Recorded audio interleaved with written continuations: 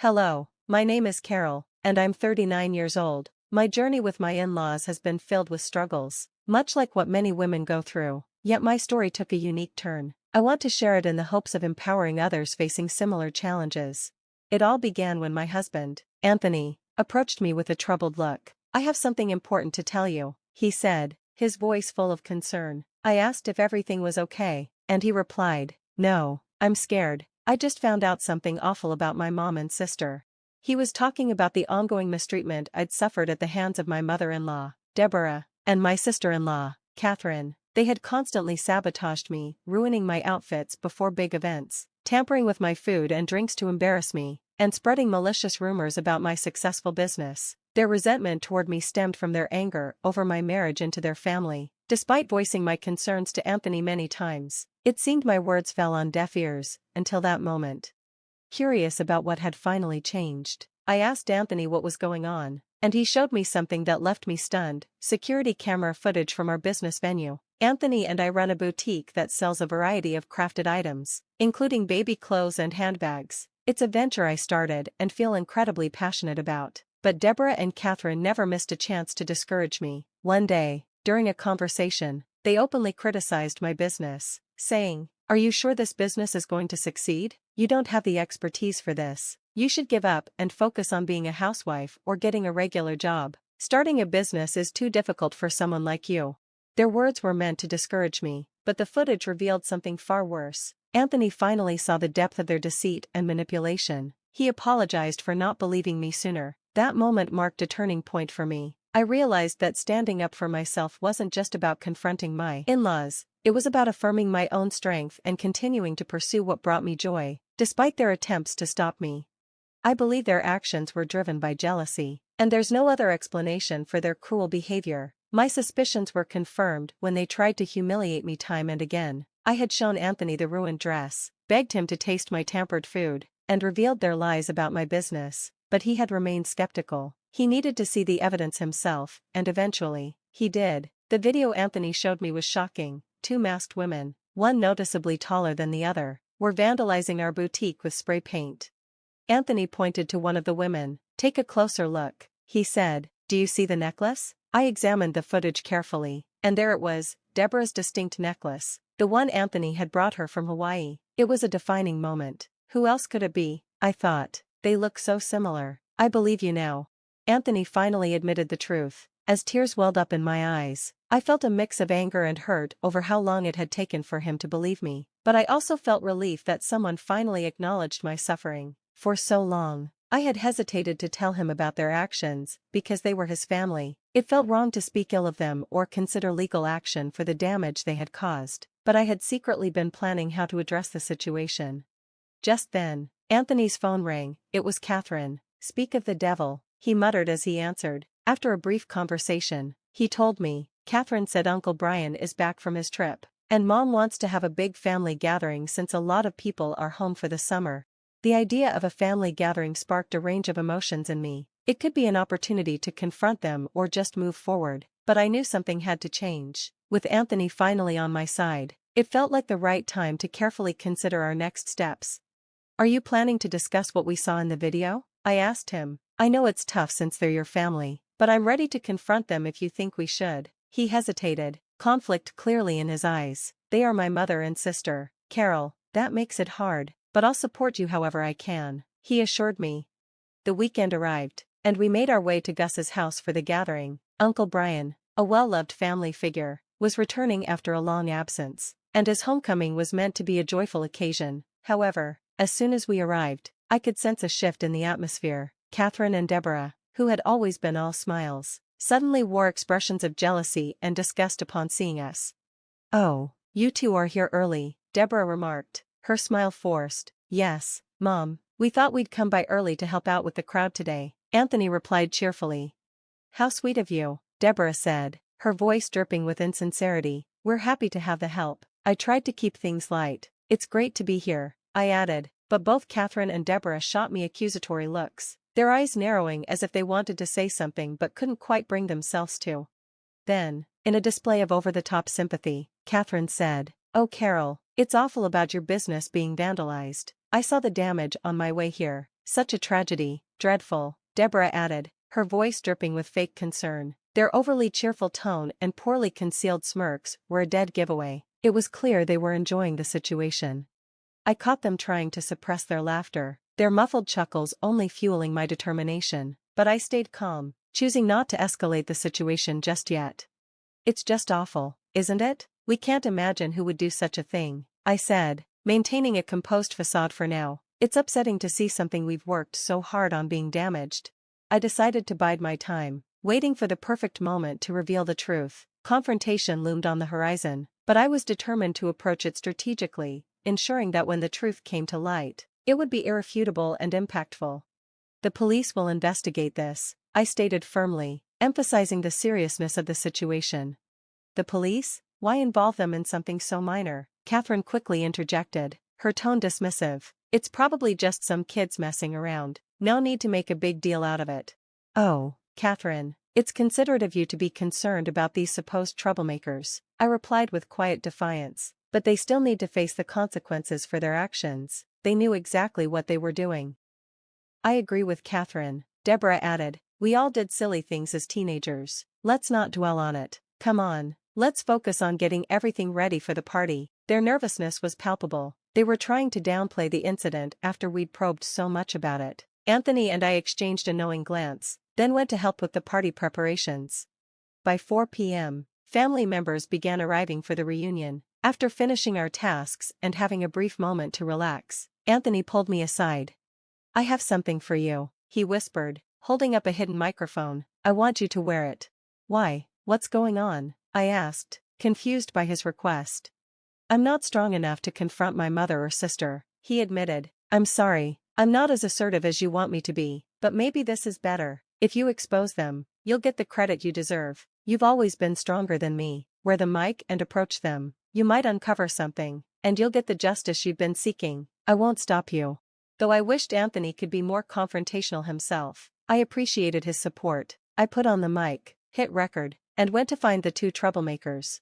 I finally located them in the kitchen, deep in a heated discussion. Before I entered, I paused, taking a moment to gather my courage for whatever truth might come to light. Pressing my ear against the door, I overheard snippets of their conversation. She's on to us, Mom. Did you see the way she looked at us? Catherine's voice was tinged with anxiety. Stop it, Catherine. You're overreacting. She doesn't know it was us. Deborah's tone was dismissive, though I detected a hint of doubt creeping in. I swear, Mom, she knows everything, Catherine insisted, her worry clear in her voice. Okay, calm down. Even if she suspects something, what can she do? Anthony loves us, and she loves Anthony. If she finds out, she'll probably tell him, and he'll just brush it off, saying she's imagining things. That's been working for us so far, hasn't it? Deborah reassured her with growing confidence. What do you mean? Catherine's voice was sharp with tension.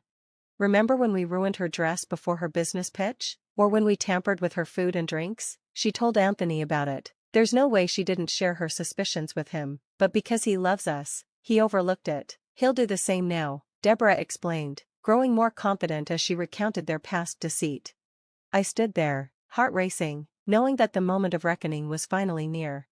I could no longer tolerate their sinister plotting. Overcome with anger and the need for justice, I stormed into the room. Though I had been recording their conversation, I feared the microphone hadn't captured enough evidence. I needed to get closer, to gather more proof for my case. Hey, you two, Uncle Brian will be here soon. Do you need help with anything else? I asked, feigning ignorance. They jumped, startled by my sudden entrance. Carol, you scared us, Catherine exclaimed, clutching her chest. Yes, Carol, I have a weak heart. Don't startle me like that again, Deborah added, her voice quivering slightly. Apparently not weak enough, I retorted, my composure slipping as anger surged. What did you just say? Deborah asked, her eyes narrowing. Oh, it's nothing, I said with a shrug, masking my irritation. Just that you seem pretty energetic for someone your age. Energetic? How so? Deborah asked, her curiosity piqued. Well, I could have sworn I saw you doing something quite active recently, I teased, hoping to provoke a reaction that would give me more ammunition. Maybe it was just a dream, I added with a sly smile, hinting at my knowledge of their wrongdoings. I recall seeing you in black attire, wearing masks, I said, watching their expressions carefully. They paused, their faces betraying the brief shock as they processed what I'd said. I saw the glint of realization in their eyes. Bingo, I said, leaning in. I think you were involved in something quite serious.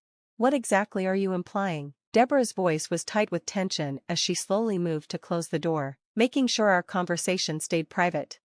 I'm not suggesting anything specific, I replied calmly, although I might have also seen someone else, someone with their face covered, participating in something illegal. What a shame. I do hope they catch those people soon. Catherine, clearly flustered, quickly changed the subject. Anyway, Mom, I think we should leave now. Not so fast, Catherine. I want you both to see something, I said, pulling out my phone and showing them the video footage that Anthony had given me. You caught the vandals? Deborah remarked dismissively. Well, now that we know who they are, there's no need to look into it further. Let's just drop it. Carol, vandalism happens to other buildings too. You know, Catherine chimed in, echoing her mother's sentiment. Yeah, Carol, just move on. It's not worth all this fuss, Deborah added. Ladies, I think it is a big deal, I countered firmly, feeling my resolve harden. I found something interesting in this video. Take a closer look. Both of them leaned in, zooming in on the phone screen. The horror and shock that swept over their faces confirmed all my suspicions. They were the ones who had vandalized my building. Quiet, Mom, this doesn't prove anything, Deborah said, trying to deflect as her voice cracked under the pressure. Who else has this necklace? I can't handle this anymore, Catherine blurted out, unable to hold it in any longer. Okay, it was us. We did it. We damaged your business. But what are you going to do about it? Deborah's voice was defiant as she added, yeah, Carol, there's nothing you can do. We know Anthony cares more about us than he does about you. Even if you try to take action, he won't punish us because he loves us.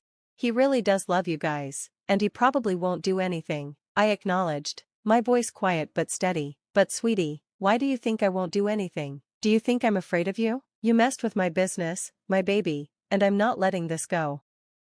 I wasn't going to let them off the hook so easily. In a flash, Deborah and Catherine lunged for my phone, desperate to erase any trace of their wrongdoing, but I was quicker, sidestepping their grasp. Give it back, you foolish girl, Deborah shouted after me, her voice sharp with anger. Even if you grab it, the data's already backed up. There's no point in fighting me, unless you want to worsen your already weak heart. Don't provoke my mom, Catherine added, her voice rising with fury. Do you think this is funny? Think you're clever? Hand over that data, now, or else. Or else what? I taunted, a rush of adrenaline flooding my veins. What are you going to do? I'll hurt you in ways you can't imagine, Catherine threatened, her eyes flashing. Oh, I'm so scared, I replied, my voice dripping with mockery. Please don't hurt me. We danced around the kitchen, me trying to stay ahead of them, until I finally made it to the door and threw it open. And of course, as luck would have it, Anthony was standing right outside. Help, your mom and sister are going crazy, I exclaimed, stepping out into the cool air, still out of breath from the chase. What's going on? Anthony asked, confusion written all over his face. I'll tell you what's going on, Deborah snapped, her voice cold. Your wife is falsely accusing us of vandalizing her business and threatening us. That's not true, I interjected quickly, turning to Anthony. Tell them.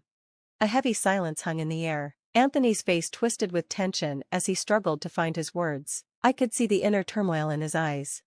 I know you're not used to arguments with Mom and Catherine, or really, any arguments at all, I urged him, my voice steady but firm. But please, I need you to stand up for me, for your wife. The silence dragged on, and Anthony's shoulders sagged with the weight of it. My heart sank as disappointment washed over me. Then Deborah seized the moment, twisting the knife. You see, honey, Anthony will always side with us, not you. He loves us more. That's not fair, Anthony finally spoke, his voice thick with emotion. I love you all equally, you're all important to me, and that makes it tough to decide.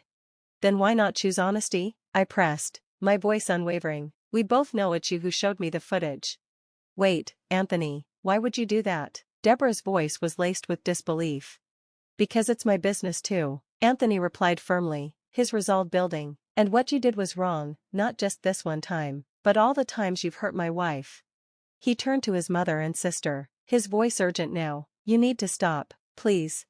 We'll forgive you, I countered firmly, my anger rising. but I'm still pressing charges. Not while I'm here, Deborah spat. Just then, Uncle Brian, the honored guest, entered the room, his expression a mix of concern and happiness. He took in the tense atmosphere as everyone else eagerly awaited the celebration to begin. "Oh, Brian, my dear, it's so good to see you," Deborah said, trying to change the subject. "You look wonderful. We'll start the celebration soon. Come, let me show you to your seat. Tell me about your trip." "We're not done with you, Carol," Catherine hissed, her voice dripping with malice. "If you try anything, we'll make sure Anthony divorces you." "Why do you talk to Anthony like he's a child?" I shot back. "He's a grown man who can make his own decisions. He wouldn't divorce me just because you tell him to, right, honey?" I turned to Anthony, hoping for his support. He hesitated, his head lowered, unable to meet my gaze. The pressure was too much for him, and my heart shattered. Feeling utterly betrayed, I stormed off, fury bubbling up inside me. I made my way to the large dining table where 42 guests were already seated. Trying to keep my composure, I sat down, seething silently. Soon, Anthony and Catherine joined me at the table, but I kept to myself, too angry to engage. Anthony seemed to want to speak, but the words never came. Eventually, Deborah and Uncle Brian joined the table, and despite the earlier tension, the celebration began. But as we ate, my anger continued to boil over, and I could no longer contain it. "Attention, everyone," I announced, standing abruptly. "I have something important to say. There are two people here who have always hated me, who tried to make my life miserable. Some of you may already know, but I'm going to make sure you all understand." With that, I played the recording of our earlier argument for everyone to hear. The room filled with gasps of shock and disbelief as the incriminating words echoed. Deborah and Catherine sat frozen, their faces a mix of fear and anger, but they quickly denied everything, accusing me of lying. The dinner descended into chaos, voices rising as I yelled at Deborah and Catherine, and they yelled back. The adults at the table tried to make sense of what was happening, but Anthony remained silent, absorbed in his own turmoil. Then the distant sound of sirens filled the air, and the room fell silent. "What have you done?" Deborah hissed, her eyes narrowed in rage. "I'll get you for this." "I didn't do anything," I replied coolly. "Anthony did. He's the one who called the police." Catherine, stunned, turned to Anthony. "You need to face the consequences for what you've done." Anthony stood tall. "I called the police, and they have a warrant for your arrest." I secretly recorded our conversation, the one Carol played for everyone. He turned to the room, his voice gaining strength. "We've all seen how Mom and Catherine treat Carol, but none of us said anything, especially me. Carol is my wife, and from now on, I'm standing by her side because she's been proven right. Mom, Catherine, please cooperate," he urged. And then, the police entered the house, arresting Deborah, who cursed and yelled as they took her away. Catherine tried to flee, but was quickly apprehended as well. Both women were led out, their heads hung in shame, throwing accusatory glares at me and calling Anthony a traitor. The night continued, but it was awkward. We all opened up about how toxic Deborah and Catherine had been. Even Uncle Brian joked, "I'd rather be in prison than around them," and we laughed, finally able to enjoy the rest of the evening. As the night wore on, some family members received calls from the local jail, presumably from Catherine and Deborah. Some answered, telling them bluntly that they needed to learn a lesson, while others pretended the network was down.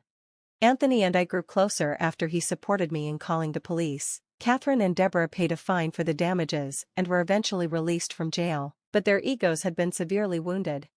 Now, when we see them, they look ashamed and fearful, a sharp contrast to the jealousy and disgust they once wore. It's a change that feels particularly fitting. Revenge has never tasted so sweet.